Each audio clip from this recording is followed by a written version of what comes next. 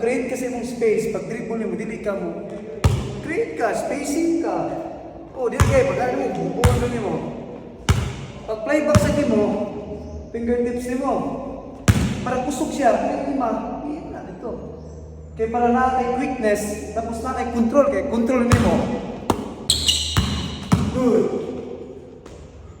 Ayaw, bukan ka mo. Let's go. Alright, stay tight, stay, contain. Foul, go, shoot, go. Foul. Good. Dili sad pwede nga magsigit atake sa strength nimo, sa right nimo. Si atake na to, dili na to siya i-balance. Kaya kung dili mo i-balance, dali mo kang injury.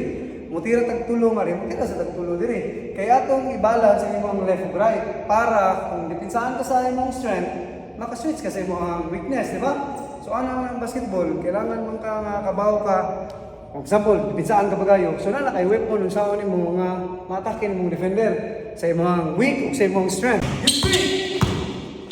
Foul! Good! Hard! Foul! Last one!